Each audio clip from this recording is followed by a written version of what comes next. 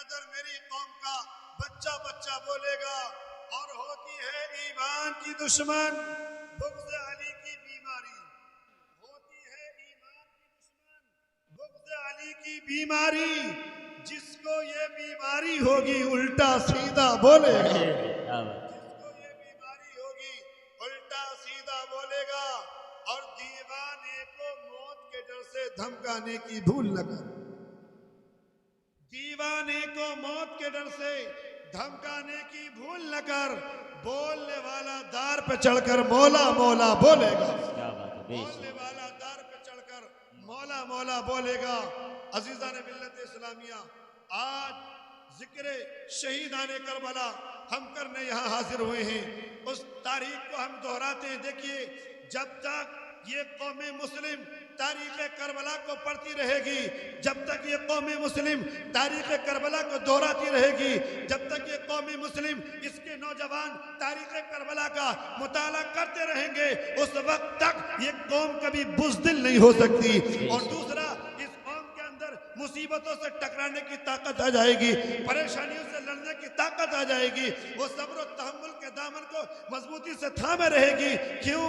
تاریخ کربلا ہمیں زندگی گزارنے کا ایک سبق دیتی ہے. وہ تاریخ کربلا جس نے اس اسلام کو نئی زندگی بخشی. وہ تاریخ کربلا جس نے بتایا کہ امن و امان کے لیے چاہے کتنی قربانیاں دینی پڑیں لیکن ظالم کا سے سمجھوتا نہ کرو. امن و امان کے ساتھ رہو. جس کے پاس حق ہو اس سے سمجھوتا کرو. آج یہ تاریخ کربلا کا پس منظر اب آپ اپنے سامنے رکھتے ہو تو ہمیں پتہ چلتا ہے یہ دو فکروں کی لڑائی تھی، یہ دو سوچیں تھی. ایک یزید کی سوچ تھی، ایک حسین کی سوچ تھی. یزید کی سوچ یہ تھی، یزید کی سوچ یہ تھی جس کے پاس طاقت ہے، جس کے پاس پاور ہے، جس کے پاس جنتا ہے، اس سے سمجھوتا کر لو، اسی کے پاس حق ہے. لیکن میرے آقا حسین کی سوچ یہ تھی، نہیں، جس کے پاس طاقت ہے، جس کے پاس جنتا ہے، جس کے پاس پاور ہے، اس پاور کو دیکھ کر اس سے سمجھوتا مت کرو، بلکہ اس کی ایمانداری کو دیکھ کر سمجھوتا کرو، اس کے حق پر ہونے کو دیکھ کر سمجھوتا کرو، اس کے امن و امان کے ساتھ رہنے کے اس پر سمجھوتا کرو. میرے حسین نے یہی کہا کہ جس کے پاس طاقت ہے اسی کے پاس حق نہیں ہے، بلکہ جس کے پاس حق ہے اسی کے پاس طاقت ہے. جس کے پاس حق ہے اسی کے پاس طاقت ہے. آؤ تاریخ کربلا پڑھنا شروع کر دوں. ڈسٹرب مت کرنا بیچ میں، کسی کو اٹھ کے جانا چلے جانا، لیکن آپ توجہ اس طرف رکھنا. جب کوئی تاریخ پڑھی جاتی ہے تو جب آپ کی توجہ بیچ میں سے مس ہو جاتی ہے تو وہ بات آپ کے سمجھ میں ادھوری آتی ہے. آج ہم ہندوستان میں رہ رہے ہیں.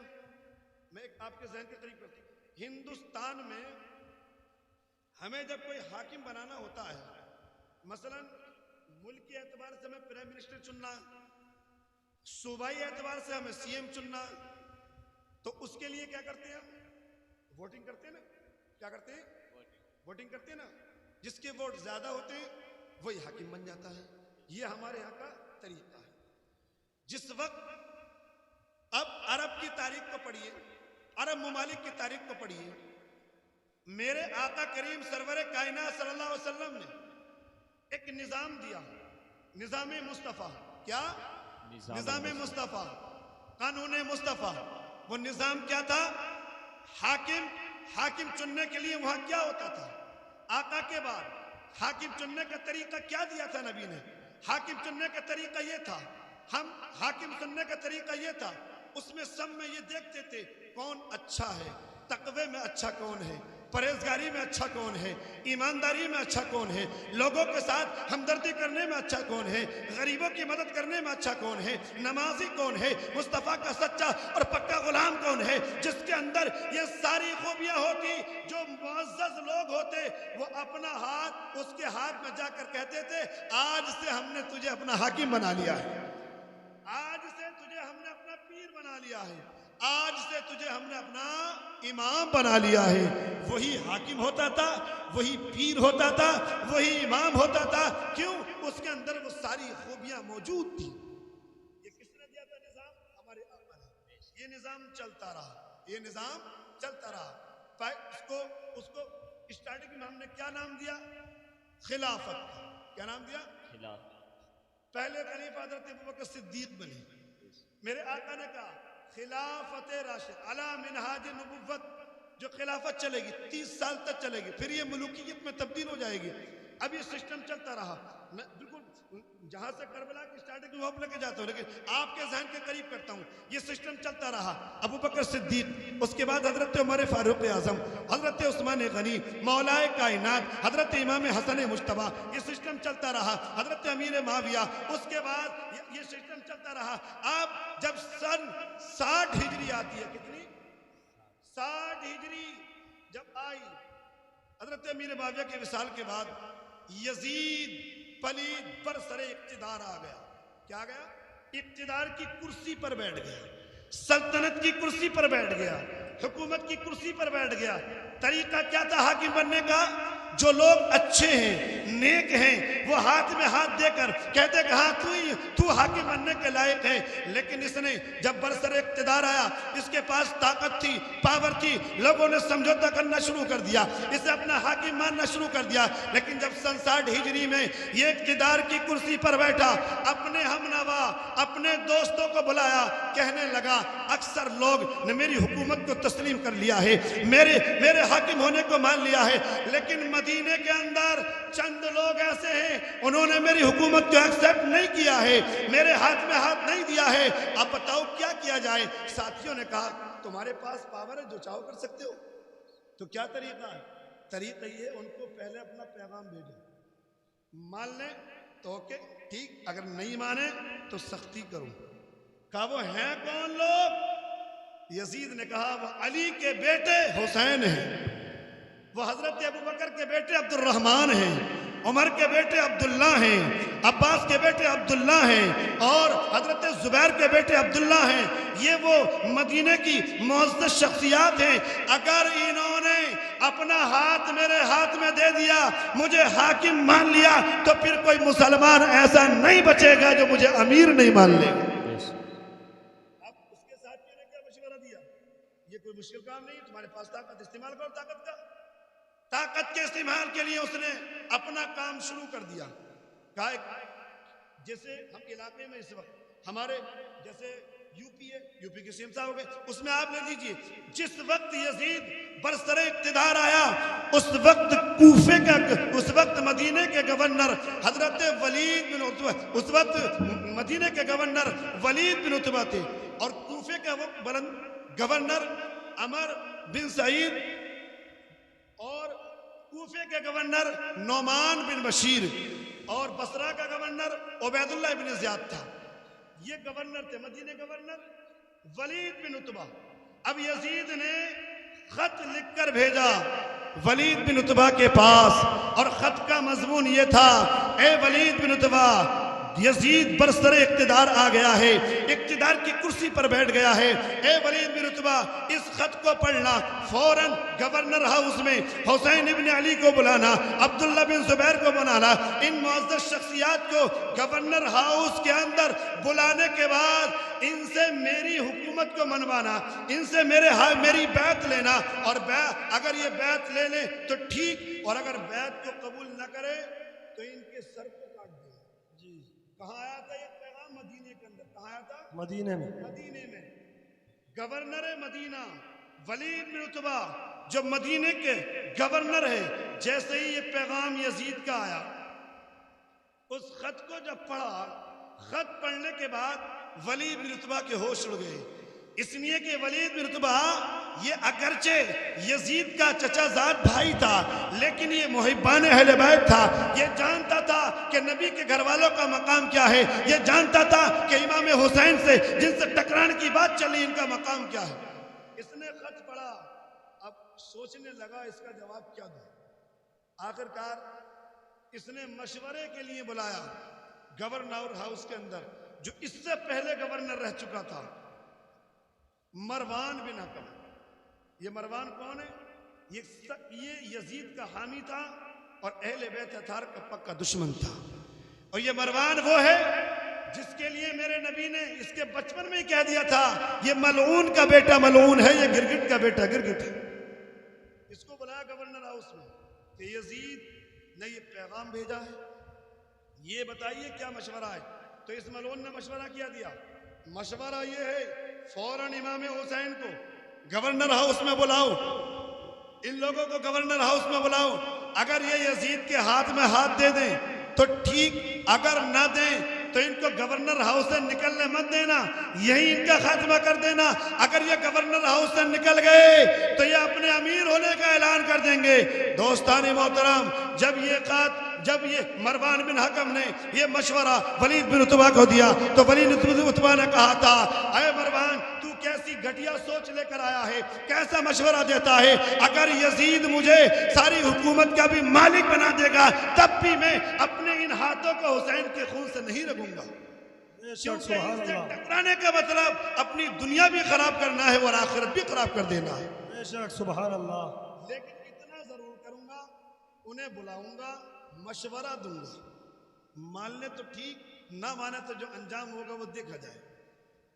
رات کا وقت تھا، امام حسین کے پاس قاصد بھیجا، کیا کہہ کر؟ نماز عشاء کے بعد کہ حسین ابن علی مسجد نبوی کے اندر نماز پڑھتے ہوں گے، جا کر میرا سلام کہنا اور کہنا کہ تمہیں گورنر مدینہ ولید بن عتبہ نے طلب کیا ہے، عبادت کے بعد حاضر ہو جائیں۔ عزیزان ملت اسلامیہ، رات کا وقت تھا، میرا آقا حسین اور عبداللہ بن زبیر نماز عشاء کے بعد آپس میں گفتگو کر رہے ہیں، دین کی باتیں کر رہے ہیں۔ گورنر مدینہ کا پیغام جب آیا، قاصد آیا، میرے آقا حسین نے کہا تھا ٹھیک ہم آتے ہیں، لیکن رات کے وقت میں پیغام آنا، گورنر ہاؤس میں بلانا۔ حضرت عبداللہ بن زبیر نے کہا ایسے لگتا ہے شاید یزید برسر اقتدار آ گیا ہے اور وہ آپ سے بیعت لینا چاہتا ہے۔ حسین گورنر ہاؤس میں مت جانا، میرے آقا حسین نے کہا تھا جب میں نے وعدہ کر لیا ہے تو جاؤں گا ضرور۔ مختصر یہ کہ گورنر ہاؤس میں جب حضرت امام حسین رات کے وقت میں پہنچے، اکیلے نہ گئے بلکہ اپنے ساتھ 30 نوجوانوں کو ساتھ لیا اور ان سے کہا تھا کہ تم گورنر ہاؤس کے باہر کھڑے رہنا۔ اندر گئے، باہر مسلمانوں، حسین کی رفعت و بلندی کو سلام کرتا ہوں۔ میرا آقا حسین گورنر مدینہ کے پاس جب گورنر ہاؤس میں جا کر بیٹھا، یزید ولید بن عتبہ نے وہ خط پیش کر دیا، کہا رات کے وقت میں کیوں بلایا ہے؟ امام حسین نے کہا کیا ضرورت پڑی بلانے کی؟ گورنر مدینہ نے کہا تھا کہ رات کے وقت میں اس لیے بلایا ہے، جی اس وقت میں بلانے کے لیے تو میں معافی چاہتا ہوں، لیکن بلایا اس لیے ہے یزید نے بڑا سخت حکم نامہ بھیجا ہے، جی یہاں سے کام شروع ہوتا ہے، یہاں سے بات شروع ہوتی ہے۔ اتنا سخت حکم نامہ ہے، میرا مشورہ یہ ہے کہ آپ یزید کی بیعت کر لو۔ وار حسین تیری ہمت کو سلام کرتا ہوں، تیری بلندی کو سلام کرتا ہوں۔ میرے آقا حسین نے گورنر ہاؤس میں بیٹھ کر وقت کے گورنر کی نگاہوں میں نگاہیں ڈال کر مدینے کے اندر جواب دیا تھا، اے ولید بن عتبہ تو کس کی بیعت کی بات کرتا ہے کہ تو یہ چاہتا ہے کہ حسین اپنا ہاتھ یزید کے ہاتھ میں دے دے؟ ایسا ہرگز نہیں ہو سکتا۔ بے شک ولید بن عتبہ نے کہا کتنا جھگڑا تھا؟ بس صرف اتنا تھا، یہ ہاتھ کی بات تھی، یہ ہاتھ یزید کے ہاتھ میں دے دو۔ لیکن آپ نے کیا کہا؟ نہیں، ایسا ہرگز نہیں ہو سکتا۔ ولید بن عتبہ نے کہا کیوں نہیں ہو سکتا؟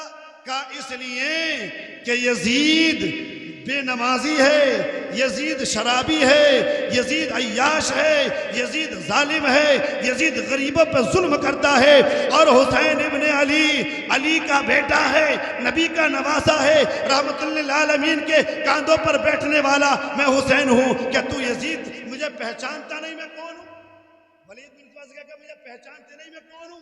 اتنا کہنا تھا، ولید بن عتبہ کے ہوش اڑ جاتے ہیں۔ اب امام پاک نے کہا، ولید بن عتبہ نے کہا حسین مان جائیے، مشورہ ہے، قتل و غارت ہو جائے گی، مان لیجئے، یزید کو حاکم مان لیجئے۔ تو آقا حسین نے کہا تھا میں مان لیتا، لیکن جس ہاتھ کی تو بات کر رہا ہے پہلے حسین کے اس ہاتھ کو پہچان لے، یہ وہ ہاتھ ہے جس کو نبیوں کے امام نے چوما ہے، یہ وہ ہاتھ ہاتھ ہے جس کو مولا کائنات نے چوما ہے، یہ وہ ہاتھ ہے جس کو سیدہ کائنات نے چوما ہے، یہ وہ ہاتھ ہے جس کو حضرت ابوبکر صدیق نے چوما ہے، یہ وہ ہاتھ ہے جس کو عثمان غنی نے چوما ہے، یہ وہ ہاتھ ہے جس کو حضرت بلال نے چوما ہے، یہ وہ ہاتھ ہے جس کو عبداللہ بن مسعود نے چوما ہے۔ میرے حسین نے کہا تھا یہ وہ ہاتھ ہے جس کو نبی کے صحابہ نے چوما ہے، نبی کے ازواج نے چوما ہے۔ اب اتنے پاک ہاتھ کو اتنے ناپاک ہاتھ پہ کیسے دے دوں؟ بات سمجھ میں آ رہی ہے نا؟ اس کے بعد امام پاک نے کہا، امام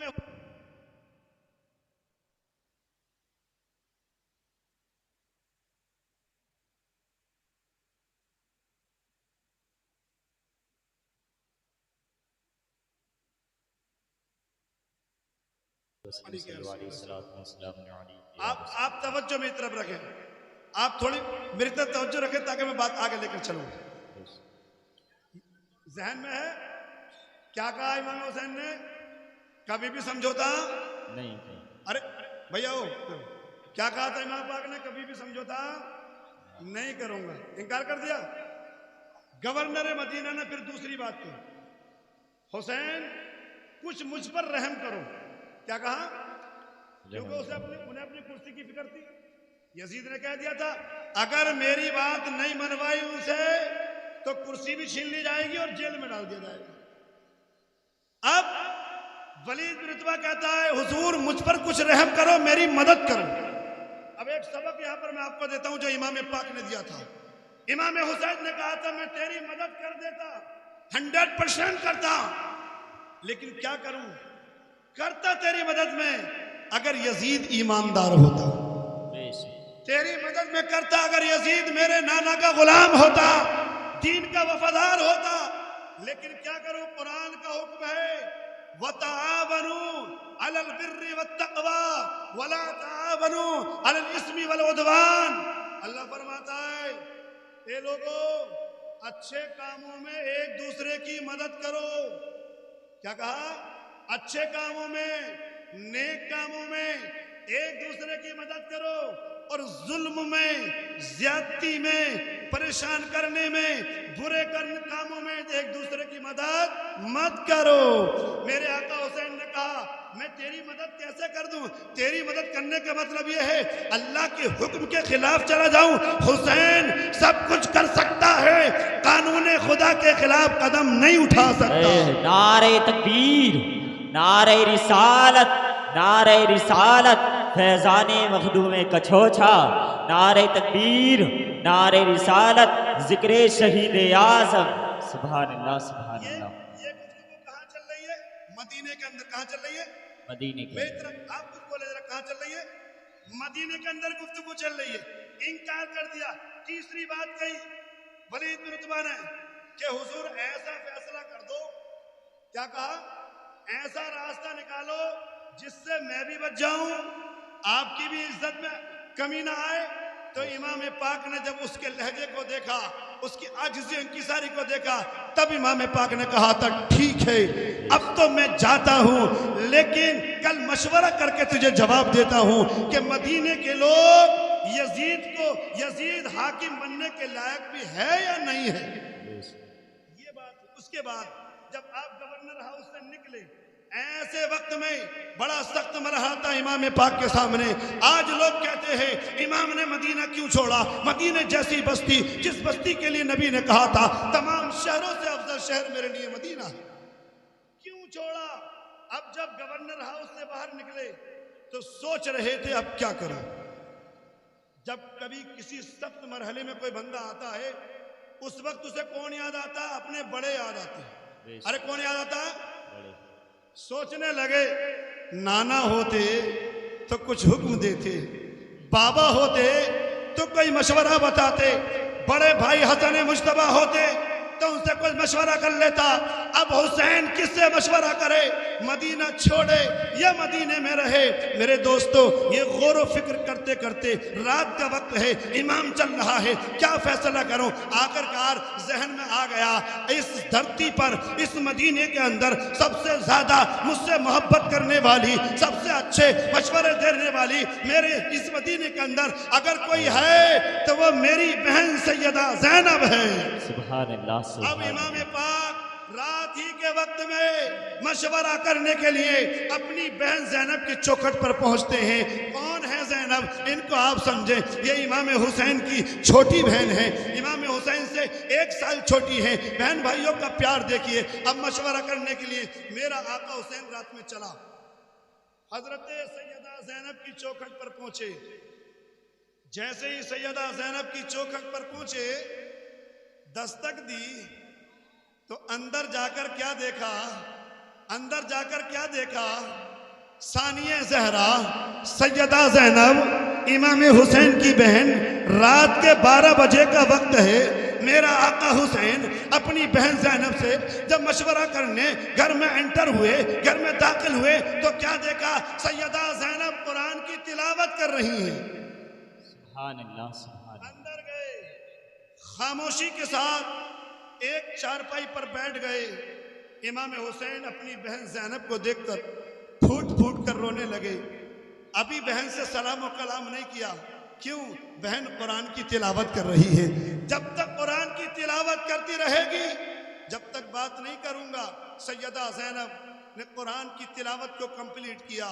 امام حسین نے بہن زینب کی طرف دیکھا. بہن زینب نے کہا بھائی رات کے 12 بجے کے وقت میں کیسے میرے گھر میں آنا ہوا؟ تمہارا چہرہ اداس اداس کیسے ہے؟ تم روتے کیوں ہو؟ تب امام حسین نے کہا تھا بہن زینب آج تیرے کردار کو دیکھ کر، تیرے کریکٹر کو دیکھ کر مجھے ماں فاطمہ کی یاد آ گئی ہے. اس لیے کہ جب بھی میں رات میں میری آنکھ کھلتی تھی تو مجھے ماں قرآن پڑھتی ہوئی نظر آتی تھی. سبحان اللہ. سیدہ زینب کی محبت میں اس محفل میں آنے والی عورتوں اگر چاہتی ہو ہمارے گھروں میں ایماندار بچے پیدا ہو، ہمارے گھروں میں سچے بچے پیدا ہوں، ہمارے گھروں میں کامیاب بچے پیدا ہوں تو اپنے گھروں میں قرآن کی تلاوت کرنا شروع کر دو.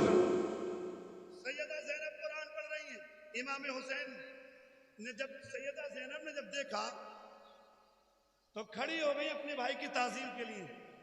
امام حسین کے ہاتھوں کو چوما سبحان اللہ. اور کہنے لگی میرے بھائی، میرے آقا رات کے اس وقت میں آپ میرے گھر کیوں آئے ہو؟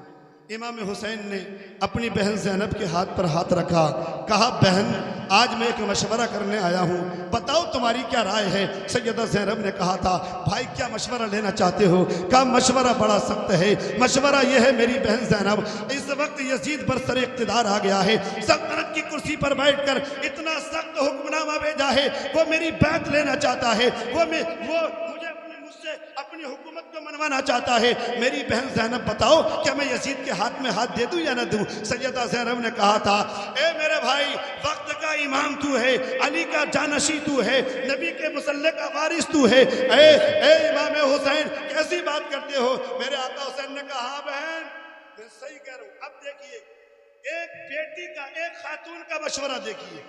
لوگ کہتے ہیں کہ عورت کا مشورہ ناقص ہوتا ہے. کیا کہتے ہیں؟ ارے میرے سے تو کیا کہتے ہیں؟ عورت کا مشورہ ناقص ہوتا ہے. لیکن دیکھیے یہ بھی ایک عورت ہے جن کو زمانہ سیدہ زینب کے نام سے جانا آتا ہے. سیدہ زینب نے اپنے بھائی حسین کے ہاتھ پر ہاتھ رکھ کر کہا تھا میرے سرتاج، اے میرے آقا حسین آپ یہ بتائیے اگر یزید کی بیعت کر لو گے تو نقصان کیا ہوگا اور نہ کرو گے تو نقصان کیا ہوگا؟ اب سمجھ لیں آپ تاریخ کربلا کیوں وجود میں آئی. بیعت کر لو گے تو نقصان کیا ہوگا اور نہ کرو گے تو نقصان کیا ہوگا؟ امام حسین نے کہا بہن سن، اگر میں بیعت کر لیتا ہوں، ہاتھ میں ہاتھ دے دیتا ہوں، یزید کو حاکم مان لیتا ہوں تو مجھے حکومت میں حصہ داری بھی مل جائے گی، مال بھی ملے گا، عزت بھی ملے گی، مکان بھی ملیں گے، جو میں چاہوں گا وہ ملے گا. اتنا کہنا تھا. سیدہ زینب نے کہا بھائی اگر بیعت کر لو گے تو نقصان کیا ہوگا؟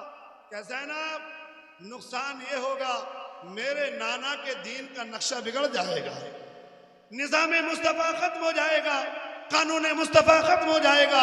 اتنا کہنا تھا۔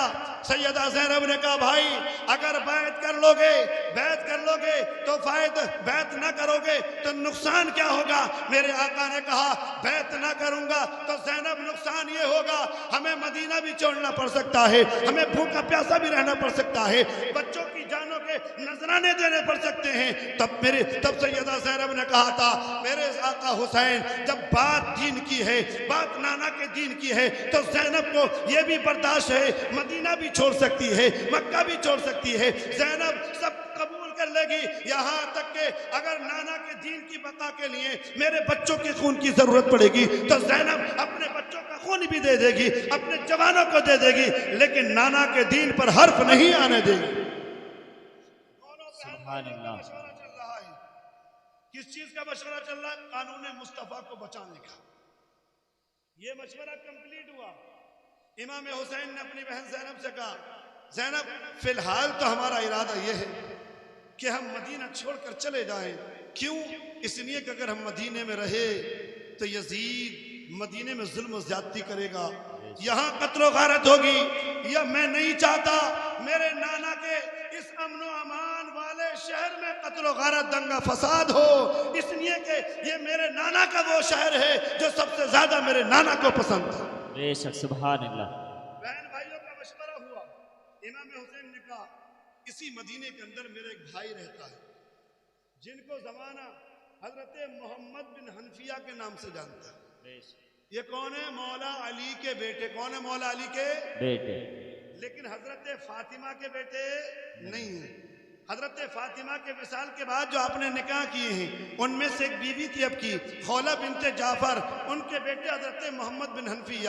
اب میرا آقا حسین اپنی بہن سے مشورہ کرنے کے بعد حضرت محمد بن حنفیہ کے گھر پہنچے اور جانے کے بعد کہنے لگے اے بھائی، حضرت محمد بن حنفیہ نے جب دیکھا آقا حسین آ گئے، استقبال کے لیے کھڑے ہو گئے، کہا بھائی رات میں کیسے آنا ہوا؟ کہ اس لیے آیا ہوں یزید کا بڑا سخت حکم نامہ آ چکا